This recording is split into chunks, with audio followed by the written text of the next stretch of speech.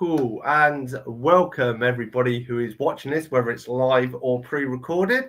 So I am Chris from Cypher Sigma Toys and Cypher Sigma Screen Time, and I'm very fortunate to have with me, if I get it right, Simon Cox, so writer, director of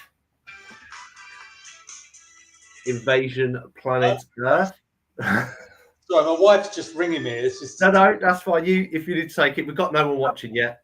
Oh, right, okay. Sorry, guys. Carry on. Yeah, Invasion Planet Earth. Yes, and the poster's behind me. There you go.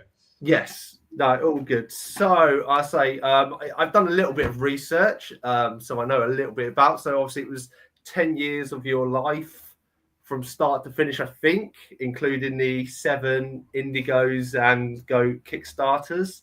Probably actually a bit more. Let me just take this. No, that's fine. Ange, I'm just on a Zoom. Can I call you back? Sorry, I'm on a Zoom on the live. She's gone. Anyway, yes. Sorry. So it was. Yeah, it took me more than 10 years actually. There's the 10 years before that I was building it up, trying to get the thing going, and we raised a load of money, and then it collapsed, and then it kept going. But once I crowdfunded this to start with. That was when it started. The 10 years really started from there. 2012. No, it wasn't 20 years, but so it wasn't quite 10 years. I finished it in 2019. So that's 8 years. There you go. That's good. Obviously, so people that don't know, I mean, I tried to find out as much as I could. So obviously, this did start up as Kaleidoscope Man, so that's what it was going to be, and then obviously you changed the title. I mean, did the story change from what was originally planned? Well, yeah. I mean, to be honest, I had 3 short films, ideas for short films, and I was like, they're all kind of a bit strange and sci-fi orientated. But I thought, I find out is there a way I can bring this together as one? And ultimately, that was kind of what I did. And it all came about with an idea I had one day when I said, I know, they've been abducted by aliens, which sounds a bit surreal. So that was how it kind of started, really. And then from there, the short films kind of got smaller and smaller and became parts of it. There's the sort of dream sequences in the film that are now what the short films were originally. So, but the idea is the aliens get into their sort of subconscious, and some of them have got mental health issues. So they're a bit twisted. Some of their dream sequences are a bit weird, but a lot of people didn't get it. I'm looking at the kind of some of the reviews I got. Not everyone got it, but when you do get it, it's quite powerful. I'm hoping you got it, Chris. Yeah. So I mean, I've watched it twice. So I watched it once, and I do a weekly review and then mention it on it. And I'm not going to sugarcoat. I said I liked it, but there were a few bits I didn't quite get, and I said like the acting isn't of Hollywood grade, which is, as you know, obviously, as you've already said, like it's not a Hollywood film, and but I think over the past day or so, I've watched a live stream that you did, I think during COVID, where you talk about stuff, and then I went back and rewatched it, and I think maybe I watched it late at night and I wasn't paying much attention, but I understood more of it because there was a scene with Tom where he throws a rock at the ship, and I was like, well, how did he do that? Was it like Mars? And then I must have missed the point that he's still in the pod having kind of that whole sorting out that issue that he has. It's interesting that you mentioned that, because when I looked at the reviews of IMDb, a lot of people were going, oh my God, he throws a rock, it's ridiculous. And then and I was going, why? And basically, you know the bit when he lands on the beach? Yeah. You haven't got the special edition, have you? That's the original DVD, isn't it? Yeah. No, I think it's just a standard. Standard one, okay. Yeah. In that version, what happened originally was he lands on the beach and he's lost his dad's bracelet, but then he looks at his arm and there's a load of robotics on there. Okay. And during the reviews, people were a bit strange about it. So I was talked into cutting it out. So I cut out that shot.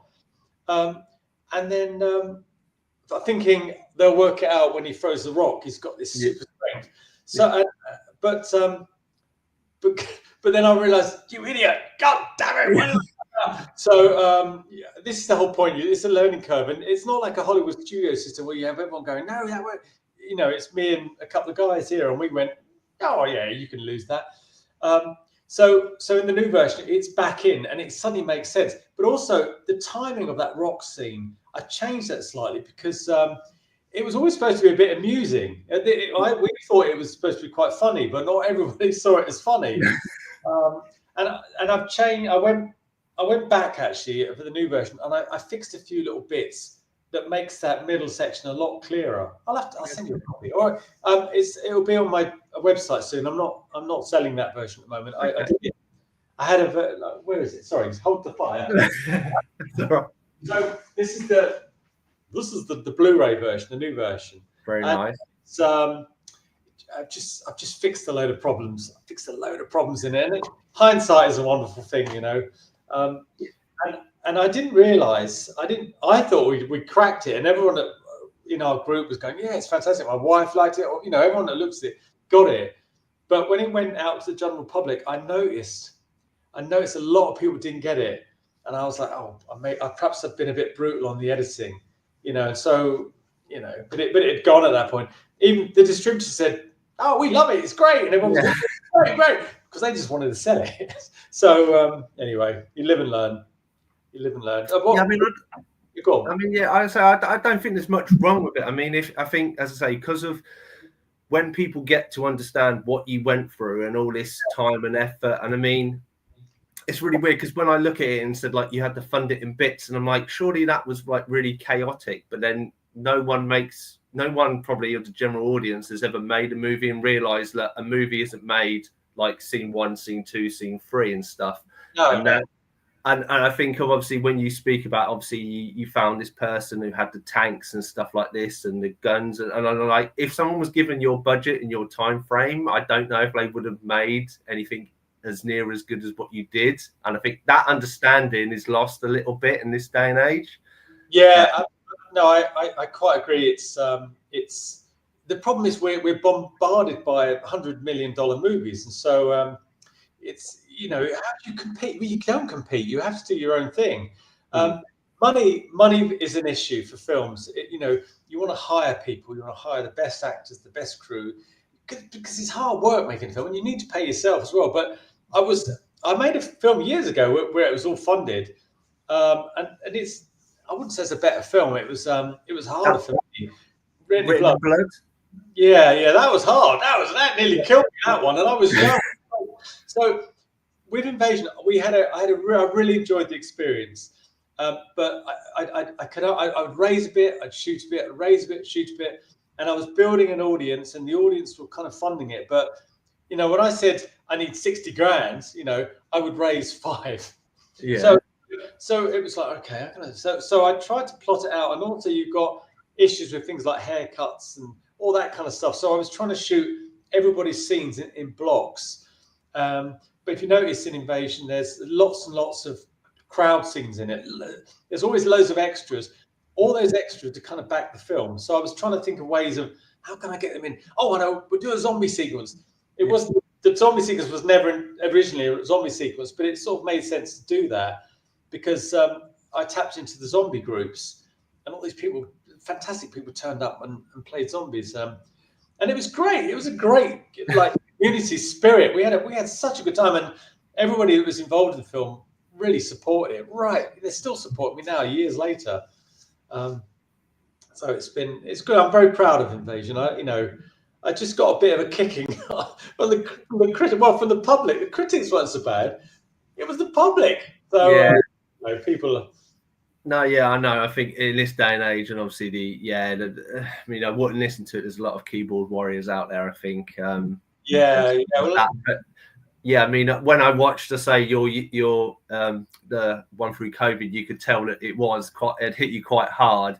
But I mean, if you're proud of it, then that's the thing you need. As I say, I don't think anybody else, given the kind of tools you were given and the time frame and that and everything. I mean, what you put into it, it definitely shows. I mean, I don't want to give away too much of this film, but by the gravestone scene really had me because I thought you were going one way with the story, and then obviously there's the reveal at the end. Yeah, I don't want to say it because obviously people who are watching would be. But I was a bit like, why has he done that? I was like, what a way to end it! And well, it was that ultimately because of what happens in the story overall, not for the human race. Yeah. I thought we need some hope. We need something. For God's sake, talk about losing everything, and no, that also was a metaphor for the future of the human race. It's the last line he said is hope is all we have left, and he's a guy that doesn't believe in hope, and at the end he says that's all we've got, and then there's good news at the end. So it's good. I was really pleased with that ending, and I thought Lucy Drive was really good in that whole end scene. She's fantastic. I was really, really proud of that, what she did. God, it was years ago. We shot that. I mean, we shot that in 2013. That seems. I mean, so it just shows how long it took to do. She was a young girl then. She's near retirement age now. No, she's not. So so it's fantastic. I'm really glad you liked it. Some people, when I see it, some people are like a bit sneery towards it, but when you get it and you appreciate it, I think it's an important film actually for British independent films. And I don't know any film anywhere that strives with the ambition that Invasion has on a micro crowdfunded film. People don't do that. I don't know why I was a lunatic that decided to do it. No, it's good. Obviously, people like you, the pioneers of this stuff. That obviously, that's all right. Pioneer, I like the sound of that. Yeah. No, but I mean, as I say, when watching it the second time, you notice like the story that Lucy's saying to the kids is Noah's Ark, which is obviously no one's watching now, so I can say this. I'm not, but we had a few people, but I say they'll probably watch it on. It's a bit of a big short notice, and I don't have that many. Yeah, it's a Friday. Isn't it? No, it's fine. Yeah, but there I say like the Noah's Ark thing comes in quite early, and I thought it was quite clever. That I don't know if I'm overthinking it, but obviously you have like the whole world is attacking itself because we're humans, we destroy ourselves, and this human race have or this alien race, have come in to save us. But essentially, when they turn up, the first thing the human race do is let's try and destroy them. And even I was like, even when all the people we're trying to save in these little ships, the human race are kind of killing themselves. Yeah, I know, but that's kind of what we do, isn't it? Yeah, that's kind of what we do. We get things really good and then we mess it up. Do you know, when I did this, a friend of mine, Chris Jones, he's a famous independent filmer, read the script and he goes, "You know what, Simon?" He goes, "It's great, but nuclear war, it's old hat." He said, "It's all about the environment now." And I'm like, I don't know. No. I don't know. I think there's going to come a point. And of course, I finished my film, and then bloody Russia and Ukraine. And suddenly we're back there again, more than ever. And it's like, oh God. Some people wrote on IMDb, someone said, "We need to show this film to all the presidents." Yeah. I'm like, well, maybe that's not the best idea, but the message is there, because I thought if nuclear war kicks off, we're not necessarily going to know about it. No, because it's like they hit us, we're hit them. Well, you get no winners because everybody's destroyed. So I thought that's why it's a bit confusing at the end, because it's like nobody really knows what's going on. They're hearing snippets of stuff, but then the place gets wiped out, and that's why Tom is the only one that has worked it out. And he says we're saving us from ourselves. Yeah. And when people get it, they go, "Oh my God!" Yeah, which is great. It was weird because when I was cutting the film, that moment, you know the bit I'm talking about, don't you? When you realize, I know the one you. I couldn't get it right. So I can't work it. And my niece came to see it, and she said, "No, you want to do this?" And I thought, oh, I turned it around, and suddenly it went bam! It hit you on the nose. I was really pleased, very pleased with that bit. So. Okay. Cool. It is what it is. There you go. That's cool. I've got a load of questions, but I'm going to kind of segue. So IMDb is famous for having like trivia and stuff, and there's only 2 mentions about you. So obviously one was the 7 Indigo and Kickstarters, but the other one, which I don't know, it says at age 22 you were grabbed and pulled over a bar counter by Oliver Reed. Yeah. Is that correct? I didn't know if that was fabricated or. Oh, I put that on there. No, I'll tell you what happened. I was a runner for a company called Film Fair in London, and we did children's TV, and I was editing. I was learning to edit, but money was terrible, so I got a job in a bar in the evenings in a place called Shepherd Market, which is not far from Piccadilly. And one night, it was a really busy Friday night, and it was hot. It was like July, and it was like really hot, and everyone was kind of agitated and angry. And once the alcohol starts flowing, they were like dropping their glasses outside, and then you was crunching over glass, and the floor was wet, and the pub was full of Irish builders. Nothing wrong with Irish builders. They were big guys. You know what I mean? They were like a bit punchy, and the manager's like a bit edgy because we're all working, and it was.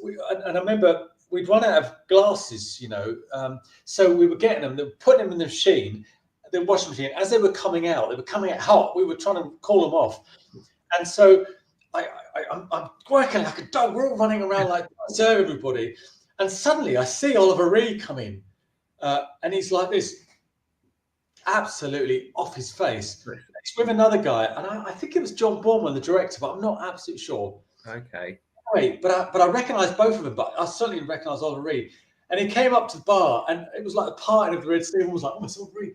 And he walked up the bar, and he kind of like leant right over to me, and he goes, "Double gin and tonic." So I was like, "Okay."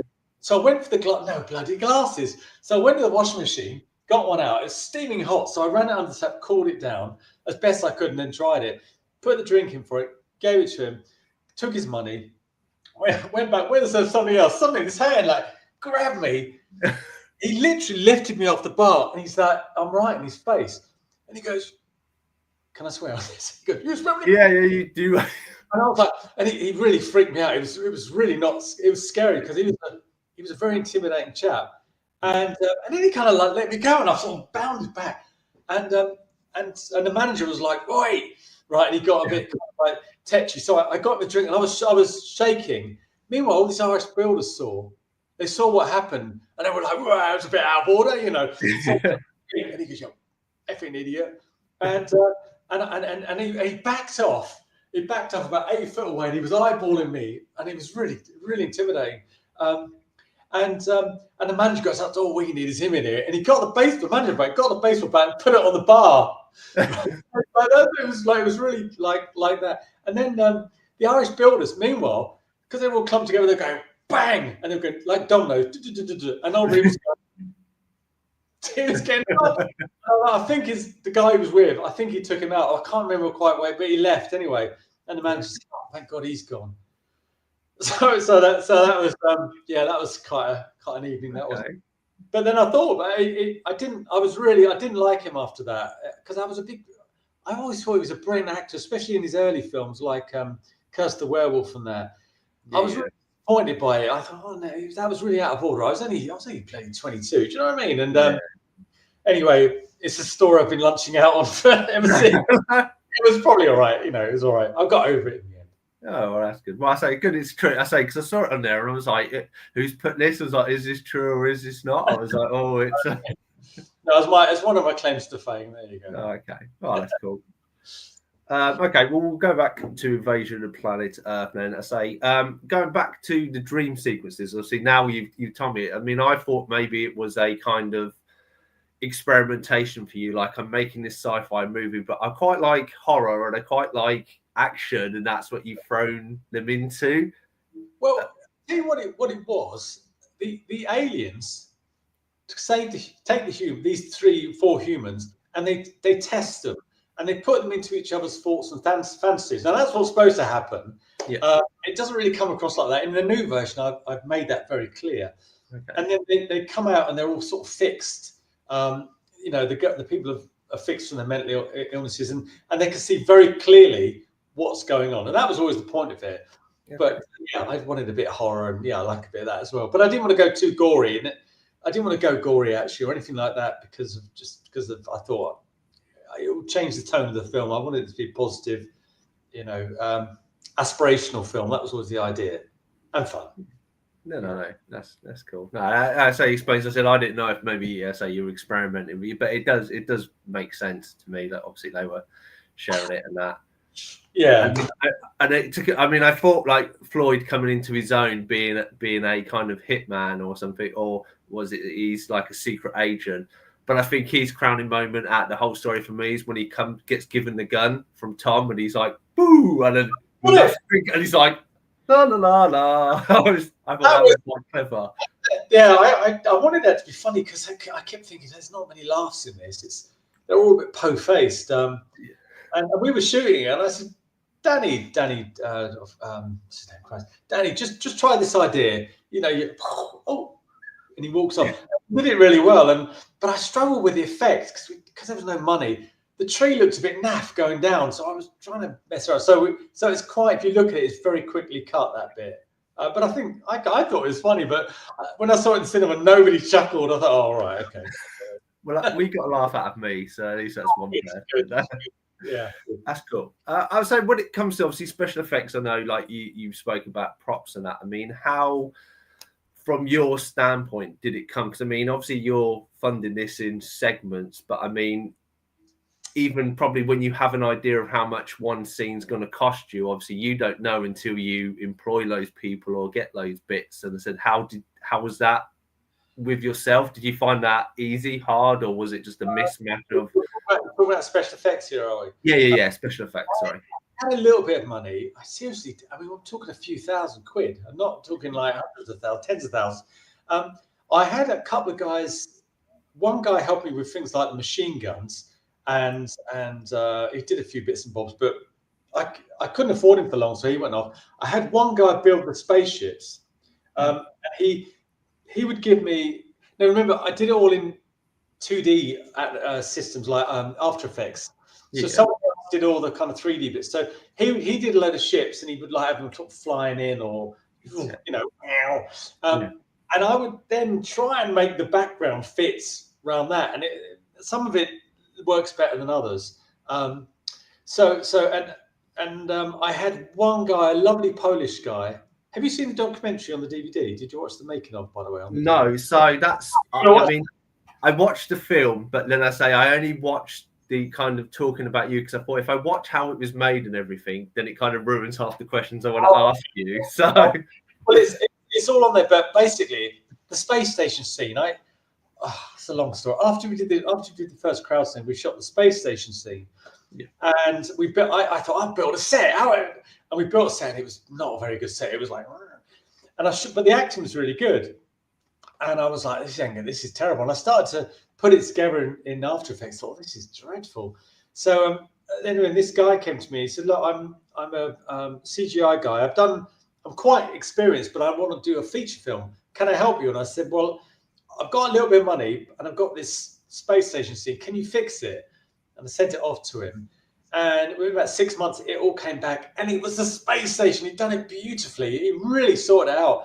He cut them out, basically, and just rebuilt the set, and it was really, really good. And so he helped me with that, like the big nuclear explosion of New York, and some of those slightly trickier shots, some of the alien planet stuff, the planets on the horizon, all that. So he did a lot of that, and that really helped me. But I had to learn how to do it myself. A lot of it. Ian did the spaceships, put them on composite layers so I could superimpose them. So I'd go out and shoot the backgrounds or try and fit what he did, and then we'd have to blend it, and it was quite tricky. And they all look a bit stiff. Some of those spaceships were a bit, but I've got to make it work. And I kept looking at Rogue One. And it's like, it looks that like, and I was looking at mine and oh, bugger, it's not quite the same. But he had, $150 million, whereas I didn't. So it's like, okay. And he had ILM doing the effects. So but what I didn't realise was how long it would take me. It took me nearly 2 years at my computer, grinding away. And I had, freelance work as well. I'm a sort of editor and cameraman. So I was doing that, and I was grinding away, and so much work. And then, at the end of it, I thought, well, it is what it is. I know I took it to the highest level I could. I got help where I could, but I thought there's nothing more in me. I can't make it look any better than it is. So we put it in, and then the picture grade helped a lot, disguised a lot of it, and the sound effects were really quite good as well. So that kind of get rid of a lot of it. some people, like you said, the keyboard warriors, absolutely damn the special effects, but other people, well, actually, it's pretty good for a low budget independent film. So, Yeah, but yeah, I learned loads. So, no, that's good to say. I mean, around the time, one of my other friends from that, he's lent me quite a lot of B-C list movies, and I've watched quite a few of them. And I said, if you compare yours, it's leagues above it, and those have quite high price actors and stuff in it as well. Yeah. I watched a lot of low budget films, and I certainly knew what I didn't want. And you're looking at Rogue One, you think, well, how do you compete? But I set the bar very high, and I decided whatever it's going to do, I'm going to keep going until I've got it as best as I can get. And every shot, even when I did the new edition, I was able to tighten it up a little bit. But generally, it wasn't a lot I could do with it, because I thought, well, it's, I now use Unreal Engine, which is 3D. So the new film of Infinite Worlds is going to be much better effects wise. I learned loads on Invasion. Cool. Learned an awful lot. So I'm trying to put that into practice now. So yes. Do you want to talk about the new one? Because I know or are you not allowed to talk about it? Or yeah. What do you want to know? I say there's not much really out there. I knew you were making a new movie. I think, is it 25 next year, maybe? Yeah. If we can finish it, I mean, I shot it all in the summer. Funny, this week we've actually started editing it. I've been doing a big documentary, finishing a documentary off. So that's been a lot of work. So that's all finished now. But yeah, the movie we shot it in the summer. It's really very good. The acting, I've got really good actors on board. Some of them you'll know. If you look at IMDb, there's one or two are relatively quite famous TV actors. So that will help. That will help a lot. And regarding the scripts, I made sure there was nothing confusing in it. It's a narrative. It doesn't flash all over the place. It's a linear narrative, but it's very emotional. And of course, it's sci-fi. Of course, it's huge. It's huge. It doesn't have crowds of thousands running through the streets of Birmingham, blowing up cities. But the old planet gets destroyed, as you do. Usually. So, sorry. Oh, yeah. That's right. Got my mouse. I stand up desk, by the way. I always stand. So anyway, yes. So yeah, and it's called Of Infinite Worlds, and it's hugely ambitious. We're doing the effects in Unreal Engine, which is fantastic new software that's available to everybody, and a bit of After Effects.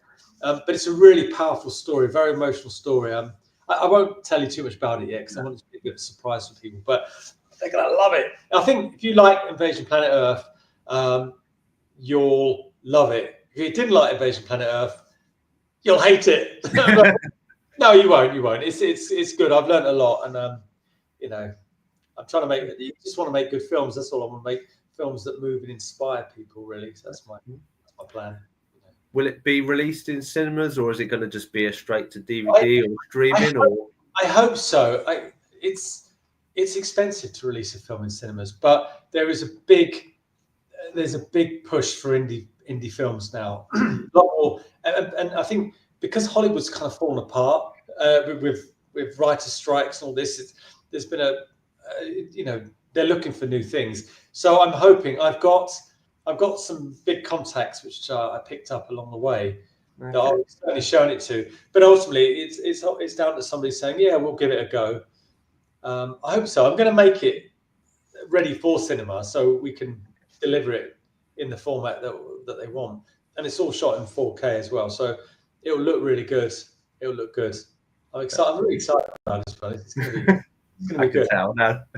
That's good. You kind of ruined one of my questions, because I did have the one later down the line about Hollywood. I was saying that obviously the collapse of Hollywood. Did you think that would encourage more people to find the smaller artists and producers, writers out there, or do you think it will discourage people because all the big names will then want to go to like England and everywhere, shoot all the places, and that will then restrict what you can do?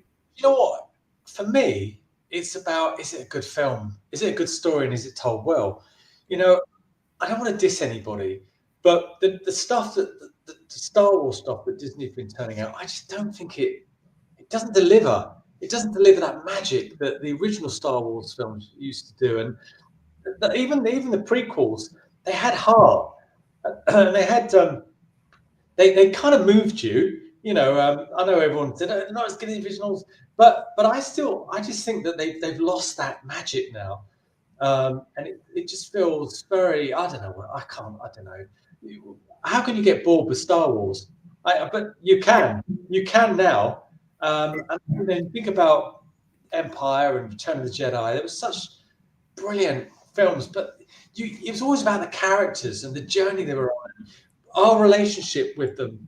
And I try to do that in my own films. I've really tried, especially on the new one. You know, you feel for these people and you care about them, and I think that's the secret. And so, I think there's a massive opportunity for indie films. I think we're going to see a lot of indie films. We're starting to see them already. I don't know if you've seen The Substance. No. That the Demi Moore one. Yeah, that is the best film I've seen for years. But that's an independent film. I mean, obviously, there's a bit of money behind it, and a Hollywood star, 2 Hollywood stars actually, 3 Hollywood stars in fact. Okay. So, but anyway, it just shows that there's an appetite for really good stories, really original stories, unique. So I'm hoping my new film will deliver that. I hope so. Well, that's good. Well, yeah, I hope so as well. And I agree. I mean, I've been to cinema 60 times so far this year, and wow. I go a lot, but that's because I'm sad and I haven't got a lot. Did you got those Saver card things? Yeah. I've got a Cineworld card, and I live like 5 minutes from my cinema, so for me it's quite convenient. But yeah, this year has been so lackluster. I think on movies there hasn't been many that because I do a top 10, and I've been looking into that, and there isn't many I can put in there. It seems to be the same, and I think going from like the 90s and something, when people took time and, you know, like you said, character development and stuff, and you had like the right actors and the right writers and everybody, and now there's so many movies, so many series that it's just diluted too much, and that people are just churning stuff out. I mean, streaming sites, so many movies I've watched and I can barely remember them now. Yeah, I completely agree. You know, Francis Ford Coppola, his film that's Megalopolis, I saw an interview with him, and he said something. He said, when you go into, like, you know, McDonald's, you taste the chip, and the chips always taste the same, but they make you want more. And he said, and unfortunately, that's what's happened with Hollywood cinema. You get the same thing. It's kind of a bit different, but it's the same. It's the same thing, and they keep churning it out. And people, I think you can't neglect your audience. And I learned this on Invasion, actually. I thought, oh, they'll work it out, but not everybody did. And I'm not saying you should show them everything. And I think art is what is art and all that stuff. But I think people want originality, and they want to be moved and inspired and lifted. And I don't know, you know, The Substance is a really interesting film because for me it was a bit like 80s cinema, but with a modern touch. It's a really good film. I'd really recommend it. Really, really recommend it. Best film I've seen in a long time. It was only out for a week, and I did miss it. But you're not the only person to have said that it was good. So yeah, I know. So you know, that's good. Did you see Megalopolis? Out of interest? Yes, I did see Megalopolis. I don't know. I love Francis Ford Coppola, and is that too deep a question? No. I mean, I watched it, and I do like his films, but I just found that one was just not lost the plot. There were just a few other elements. It was kind of like, I get it, it's the new kind of Roman Empire. Yeah. But if you took a few elements out, it didn't kind of need to be. And then with Adam Driver's he's really, really intelligent and all this stuff. But then he's going kind of out of world where he's walking on scaffolding and stuff. And I was like, I'm not quite sure. Maybe this is metaphorical and I'm missing it. But yeah, but it is what at least he tried something different. You know, you have to give him that. I haven't seen it yet. I will see it when it comes on streaming. I just didn't get the cinema in time. Cool. No, that's fine. I so one of my friends is actually watching, so there's 3 of them. So thank you. So hi, Matt. And he does have. He says, a lot of movies now are style over substance. Definitely. You know, there's always something that I remember. James Cameron, when he made Titanic, $200 million they spent roughly on that, and he still wasn't happy. So you think, well, but yeah, I agree with you. The trouble is, well, what am I trying to say here? We used to always get, from filmmaking, and when all my filmmaker friends would get really excited about, you get a crane and you track into a house, or you do these great shots, but then there's always someone that's done better. You know, got that better shot. There's commercials that have spent an absolute fortune getting that beautiful tracking shot, or that big Hollywood movie. And ultimately, what it comes down to is your characters and the story itself. And it can be very low budget, but it can be still a very moving experience.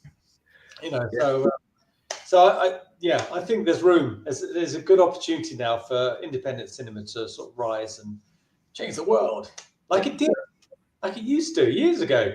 George Murphy, the guy that did, that First Man. No, what was the film he did with the moon with a thing? The rocket hits him in the eye. Those black and white films.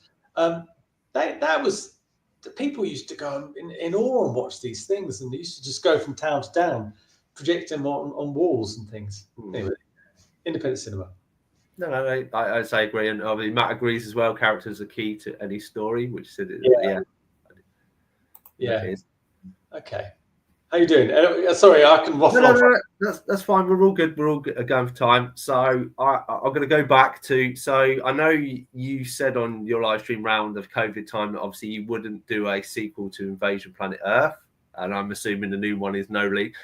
No. Would you consider though a Kaleidoscope Man type series or something? Because to be honest, as much as there are bits you like it, I thought the TV side of things, maybe a little bit, the power arm was a little cheesy, but I quite liked the setting of it and stuff. And I was like, actually, if this was the rest of the movie, like I'd be completely transfixed. A lot of people say that to me. I'm not. I can't go back there. No. I can't go back there. And you know what? If someone was to offer me a couple of million, then I'll consider it. But I couldn't face it. It was too hard. And the problem was it took so long to make. I changed as a person. I wasn't single, but I had no kids. I was just newly married, and then I finished this thing, and I'm a different person. And those ideas that were really good when you're younger, I'm going, well, I'm not so sure about that now. Because I loved the $6 Million Man as a kid, and that was the kind of the idea of the guy with the robot arm and the TV show. And I thought, what would it be, this TV show? I thought a lot about that, and but no, it was only ever meant for the film. I couldn't go. No. Maybe somebody will do like a graphic novel or something. I think that'd be quite. Do that. Yeah, we can. Yeah, I can talk if they want to do that. I think the 70s and 80s were gone to. I absolutely agree. I agree. And I put that in music. I'd tick in that box as well. Pop music. So they were. Movies meant something. You go, and that's the problem. It's overdone. It's like they saturate us, and I think we need to get out of watching art. In fact, I'm going to say it. I think Netflix has been pretty well the thing that's destroyed cinema, or hopefully we can get it back, because the idea that you sit in front of your TV and they just throw this content at you, so your life is consumed by content. That's sad. Films shouldn't be, in my opinion, shouldn't be 100% of your life. It should be, once or twice a month, a really good film that absolutely gets you. Fantastic. I think back to some of those days in cinema, and those films, you'd see it for an hour and a half, 2 hours, and it would stick with you for forever. It's Michael Winner, the director, said some of his most favorite moments were when he was in the dark.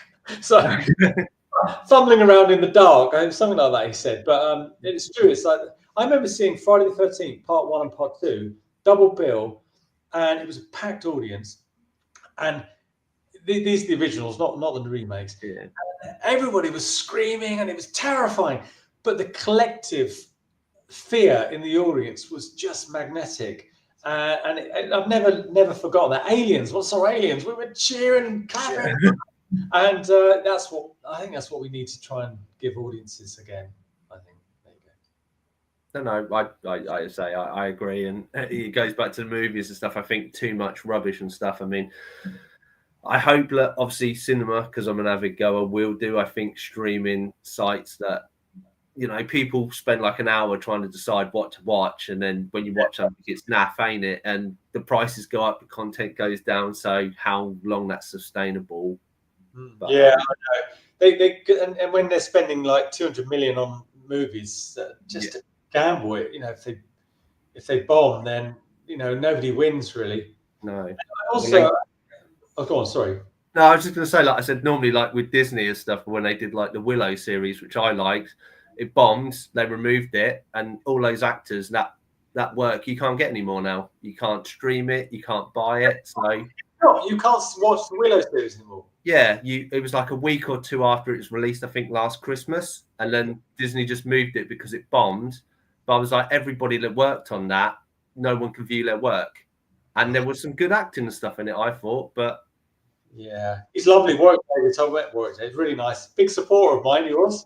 I see. Oh, that's good. If you watch the making of on Invasion, you'll see Warwick Davis is in that.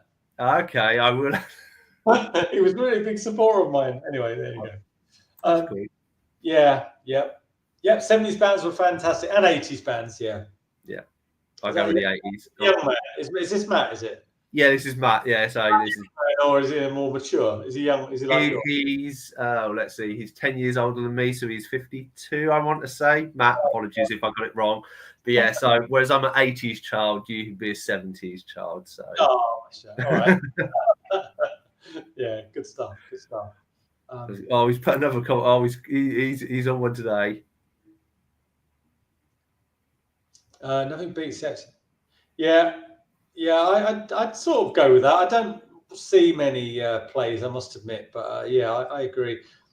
I still think it's never too late to get it back. So I do think independent cinema's going to surprise people. It's just if they can, because I know a lot of really good indie filmmakers, and we just need a chance to get out on the in the cinemas and things, and not for like that couple of screens where you can't advertise it, because you need to advertise when you put a film in the cinema. So and it's expensive to do it properly. So you need to find a way around that. But that's I can imagine. Yeah, and he says I was right. He is 52, so at least that's fine. I'm trying to look. All right. Oh, good. That's right. That was a good memory. Matt, 59's coming up. No, 60's coming up for me. Yeah, you'll sing. Oh, that's a big one. Most of it. You're going to do it in the launch of the new movie as well. I'm trying to finish the film before I hit 60. Oh my god, I can't believe it. I'm still a young man inside. There you go. Yeah. Cool. I said, I think you said you started in kids TV. Did I hear right? Any elaboration of like how you got into the film movie industry, TV? I mean, this was in 1988, so it was a very different time then. But I'm from a little town, Basingstoke, and there was I wanted to work in films, but I didn't know anybody. I had no connection. The film industry was like this magic fairyland miles and miles away, and all I'd ever done is seen what's at the cinema, and it was like, I want to do that.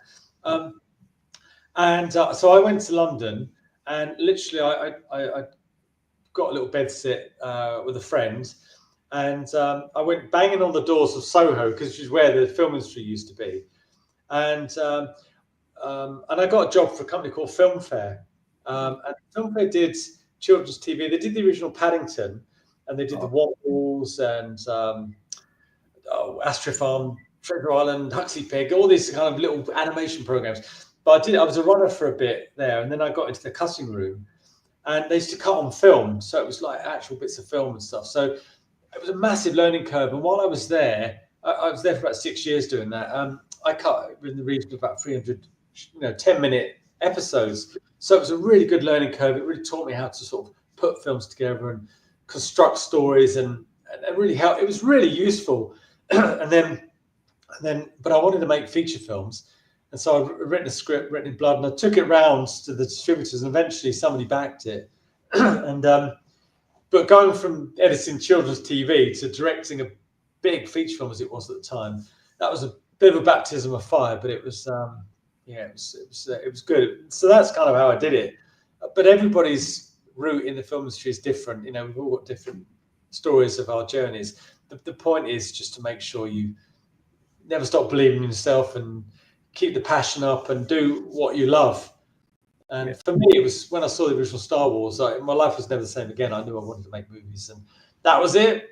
And you know, here I am, you know, heading towards my golden years, heading towards middle age, and it's still, the passion's still there, which is great. It's just I'm a bit more savvy now about how to put them together.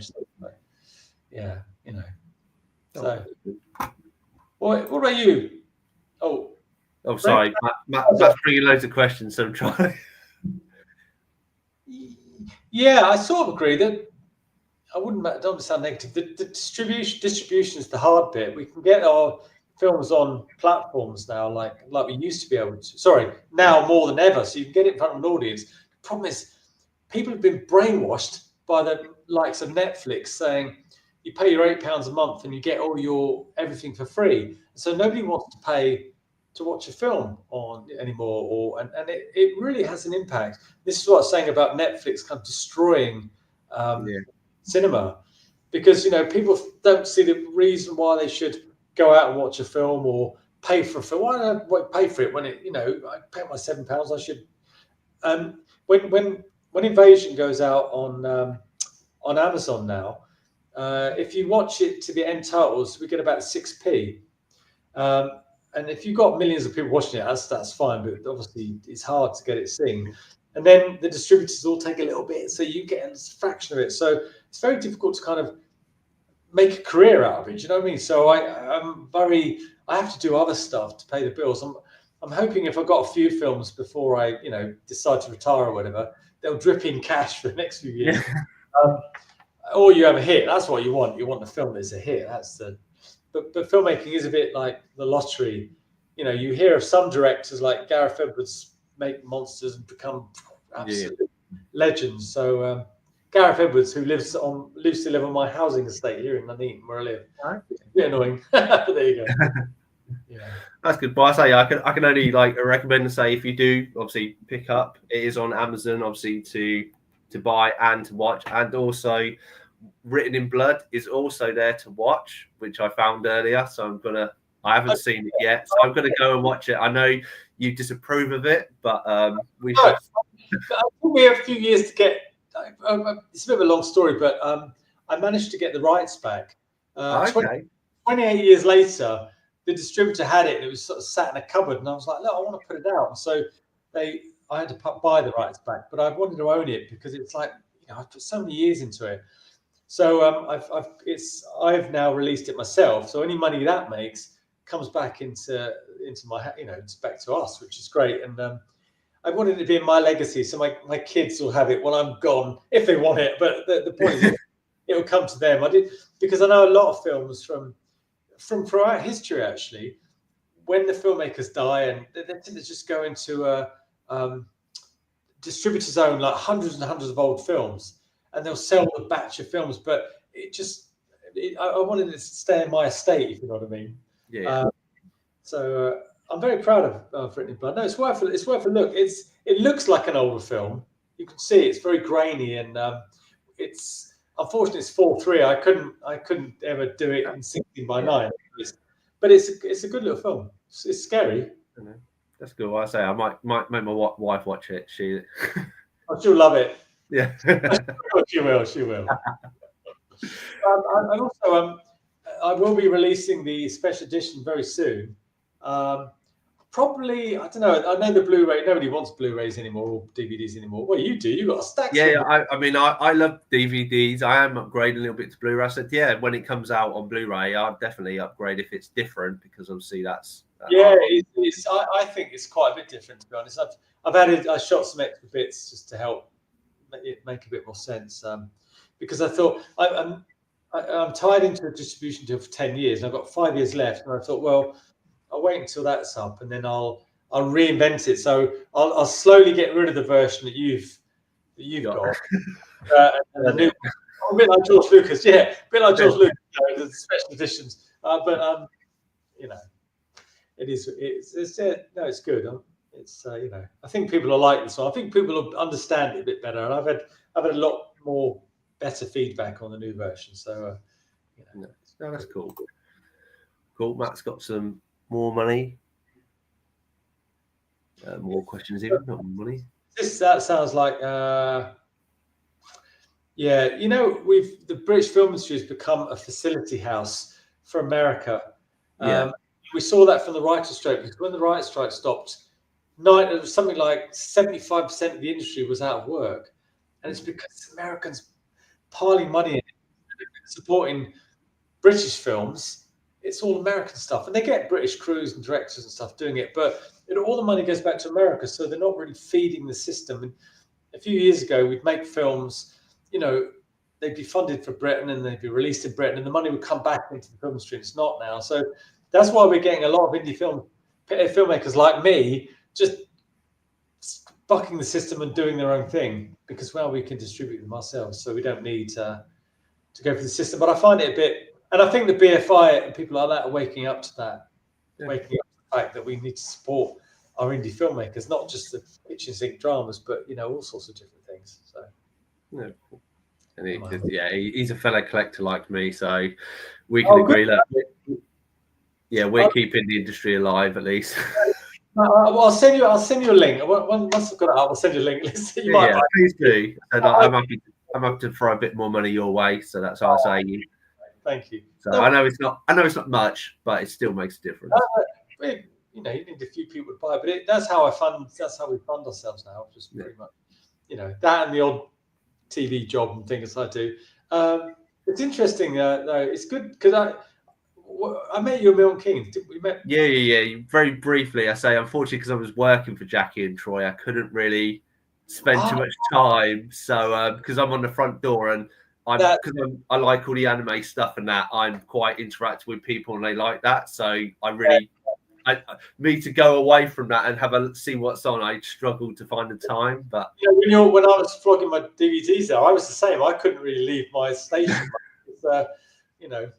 It's because anyway, I quite enjoyed that one. It was I did that the day before, 2 days before we started filming the new one. So I got my mind, but it was good fun. No, because I said I saw you and I was like, I really wish I would have talked to you. And then I was like, well, why didn't I get him on here? So that's why I thought. And then it's like, how do I contact you? And I found you on Facebook and was like, well, I'll message you. And then Troy, they know me. They would have. Yeah. But I'm always a bit hesitant because you might be like, oh, who the hell is this and stuff like that. But it is what it is. If you like my film, just tell me film and come in. Yeah. No, I know. No, I'm always happy to talk to people, and you never know. It's like we're helping each other. You do marketing and talk about the film. People might watch it and be a bit easier on me. Yeah, a bit gentler on me when they see it. So. Or Matt saying YouTube is a great platform for small. I mean, have you thought about branching into? I don't know if you're on YouTube. Yes, I am. Not with Invasion. Written in Blood is. But they're saying now that, in fact, you can buy. I think you can buy Invasion on YouTube. I can't remember, but they're saying that YouTube is going to compete with Netflix because you watch the app on the TV. Yeah. So and they're going completely independent. So they'll just show all the independent films and stuff, and pay them properly. This is what I've heard. So we'll see. Yeah. We can do it. You can afford it. I enjoy being on my channel. Only chance in life to go. Yes, I agree with that. I agree with that, Matt. Yeah, it's good, isn't it? It's amazing we can do this now. Okay, we'll go back. I've got a few more questions. Oh, okay.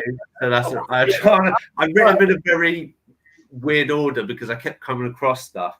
I was going to say, so you said, was there anything specific that triggered you to have the idea for Invasion? Was it? I know we spoke a little bit earlier. Was there any like?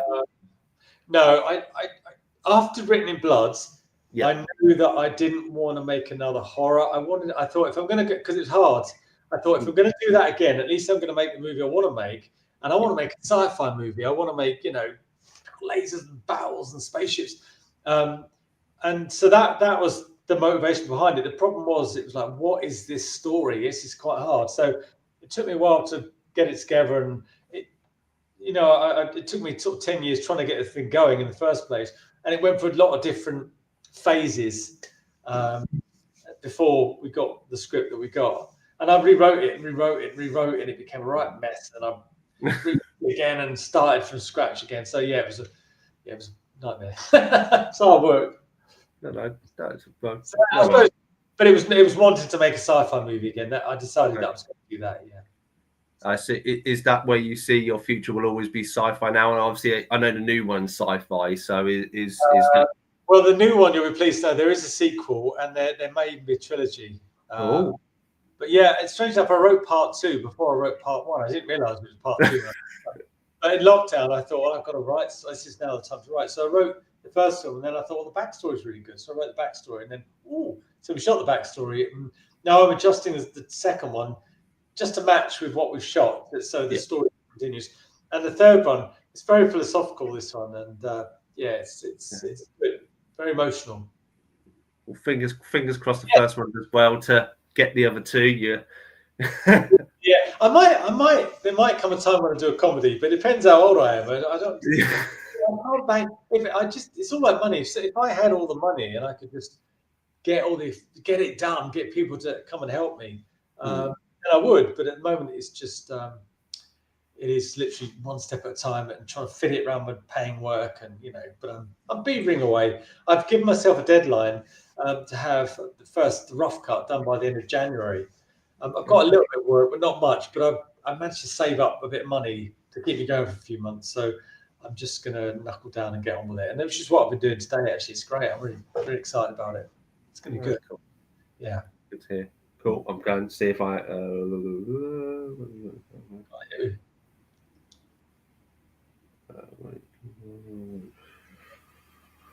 Take your time. No, I probably the only kind of one I've got is: do you have a favourite scene from Invasion? Is there one specific, that maybe you had a really good time making, or that you're just very proud of, or? There's lots, but the scene I really like is the battle scene. Okay. Do you know that took 4 years? You know the bit I mean, the tanks in shooting with all the men and the guns. Yeah. 4 years in all to do that, because the first thing we shot when we started the movie was I needed to build an audience because we were crowdfunding it. So I thought, I wonder if Central Birmingham will let me do this big crowd scene with people running up and down, and they did. They let me take this bit of street and the square, and I had 7 cameras.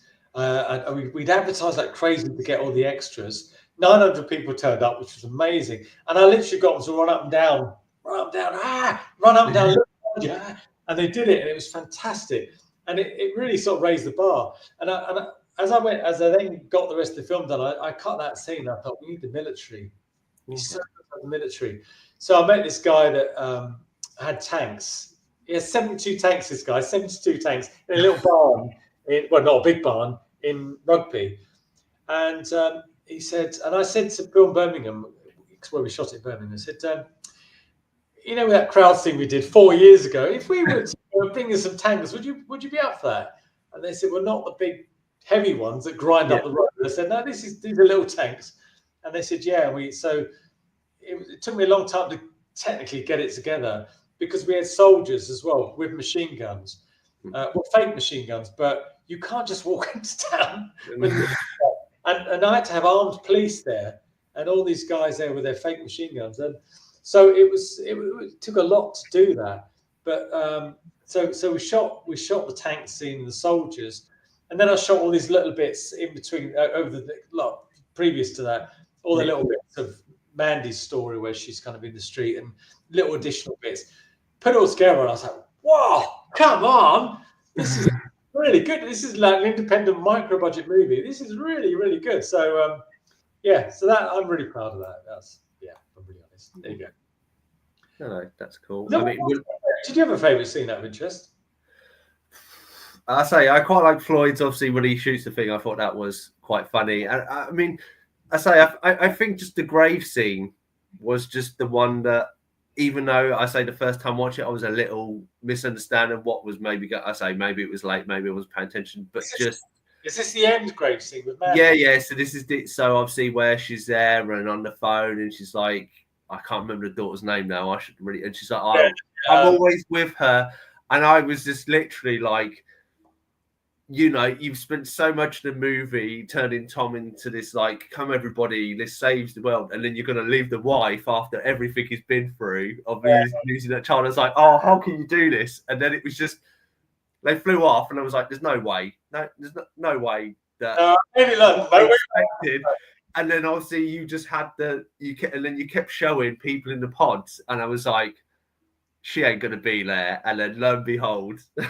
Well, do you know what? I shot a scene of her being rescued, and the vicar being rescued for some reason in one of the, but it spoiled it. It took it just took it away. And originally, so it goes into her face. You know, Yeah.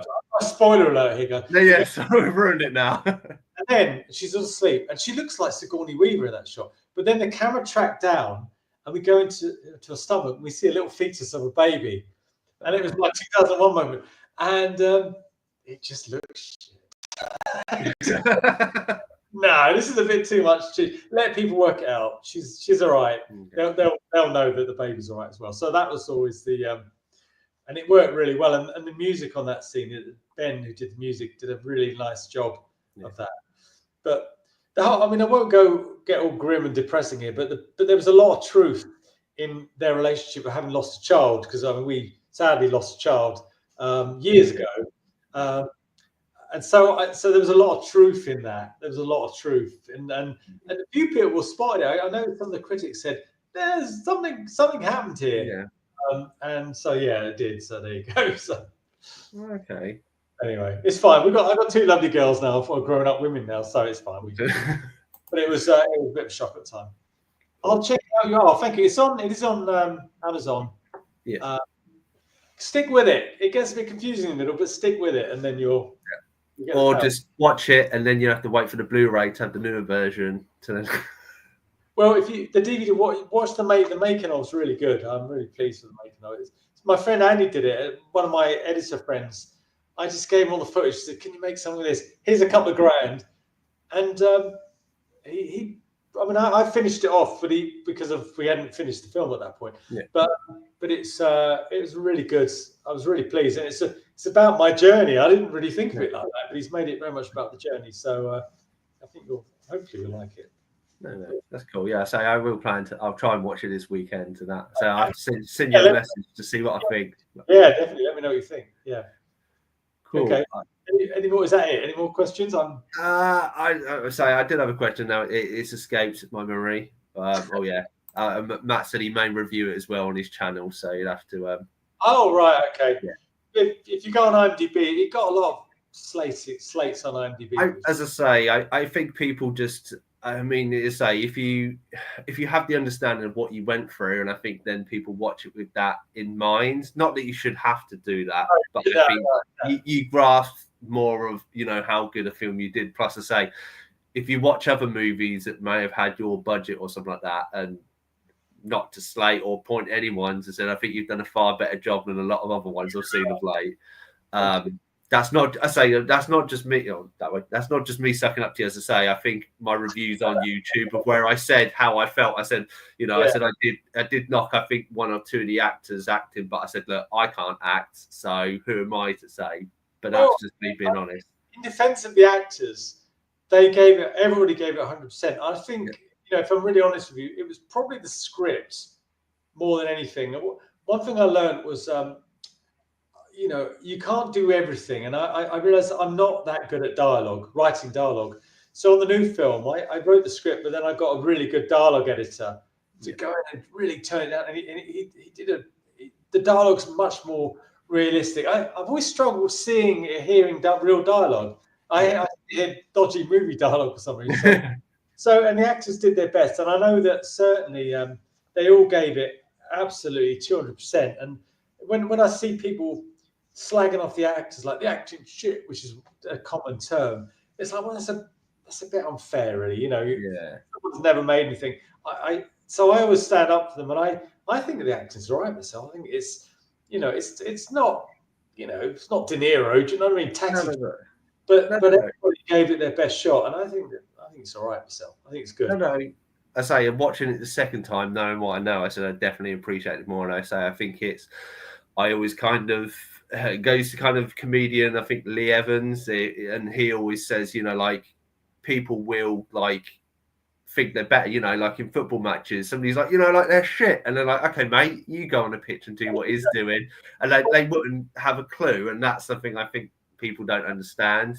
Yeah, what was so odd? What the thing is about social media? It's instant. People watch it. I was getting quite. If I'd killed somebody, I probably would have been treated nicer than I was treated. People were really having to go up on Twitter, like really nasty, like, how dare you make this film? And I was like, well, what have you done? He said, I don't care. I haven't made a shit film. I was like, all right, okay. It's not shit, actually. There's a lot of love went into this. And so I was getting a lot of that. But then I was like, well, next time you make a sci-fi movie, give us a shout and I'll review it. Because it's like, how do you you can't really, art is subjective. I completely agree. It's like, one man, one person likes it, one person doesn't. But the point is, somebody said when you make a film, it's a bit like you get it ready, you're just about to deliver it. It's a bit like you've got your lawn, you've just laid your lawn, it's beautifully green and crisp, and the sun is lovely, and then you let it out there, and all the neighbour dogs come and crap all over, but you can't get rid of it. That's what it's like. And I look at IMDb and I'm like, I'm really proud of it, and all the people that worked on it, and then they let these idiots give you nasty reviews, and even the professional reviewers, one or two of them didn't like it, but they weren't nasty like some people. And it annoys me when they slag off an actress, and it's like, well, Christ, but really nastily, and it's like, well, she's a young woman, for God's sake. Have a bit of decency. It's not like nobody's killed anybody. Anyway, sorry, I'll get over that. No. I say, it is a valid point to say social media is very poison. I said, so even on my channel, I've had a few comments that just make no sense, but people are just there to it. And I say, people don't understand what goes into stuff. Yeah. Cool. I remember I'll try and leave it as a last question. I said, is there any future crowdfunding or that going into any of your projects, or? There might be on this. What I'm trying to do is make a film that makes money, so it will fund the next film. That's the dream. I know I'm going to need a bit more money for some of the post-production later on down the line on the new one. So I will be doing a bit of crowdfunding there. I don't know how much it'll be yet, and I'm trying to like have nice things so people can get good perks and posters and whatever and stuff. So I'll try and have a bit more interesting things to sell, to do it. But so there might be. But I'm hoping this will be the last one. He says, because it's kind of odd when you're getting on a bit and give some money for a film. I'm trying to, That's cool. I say people like perks and stuff like that. I say, if there's one about being an extra, sign me up. Hey, well, I need extras actually. I'm not sure when I'm going to shoot it yet. Probably in the I don't know February, March time. I'll need a load of extras. Where are you based? I'm in Northampton, so I'll probably be shooting a bit in Birmingham. We've got some crowd scenes we need to shoot. It's not running and screaming. But there will be some crowd scenes, so you can certainly. No, I'm happy if you want. I say it kind of is one of my aspirations. I like to be in some sort of movie. I would say I'm not an actor. I probably can't act for. No. You would be. But I'm 6'4", so I'm a big bloke. Just stick me at the back. And, you're probably like, he's too tall. Everyone's down here and he's up here. It'll be fine. We'll make you. I'll fix it in post. Cut your legs off. That'd be great. I'll forget. The trouble is, I'll say these things and I forget. But if you just keep in contact, and I will put a message out. Have you backed any of my campaigns? No, I haven't. But as I say, that's why I say, like, just.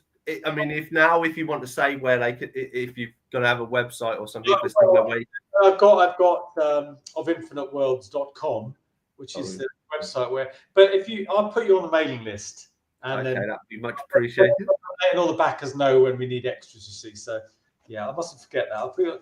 Drop me your email address in the on LinkedIn, and I'll also Facebook, isn't it? And I'll stick on the mailing list, and then you'll get my stuff every now and again of how we're doing. That's fine.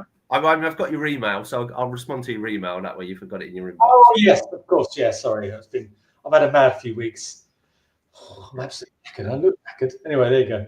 No. That's cool. I say, is there anything you want to share with the audience, or any? No, just look, everybody. Thank you if you watch Invasion Planet Earth. I really hope you enjoy it. I'm so proud of it, and I'm really chuffed. The fact that you came to me and said how much you like the film and stuff. So yeah, let us know if you like it, and I'll put it on the mailing list. Yeah. But no, I love. It's great when you spend a lot of time on something and people appreciate it. It is the best feeling in the world. So I really hope you enjoy it, and I hope you just give it a chance, because it is a very moving and exciting experience. If you're not too critical, you just accept. No. That's cool. That's it, Chris. I'm happy, mate. No, that's cool. I say, yeah, thank you. Cool. We will do the live stream there. If you want to hold on, Simon, because we can quickly talk after. That's all right. Just say, yeah, thank you everybody for watching, and anybody who's watching this afterwards. Obviously, thank you again to Simon to come along and say, yeah, please do. Amazon, it's on there. If you've got Amazon Prime, you can watch it and stuff. Please do check it out and support him. That's what we're here for, to support the movie industry and people like Simon who want to create stuff like this. It's family friendly as well, by the way. So. Yes, family friendly as well. Cool. Thank you, everybody. I've been Cypher Sigma Screen Time. He's been Simon, and I'll see you in the next one. Take care.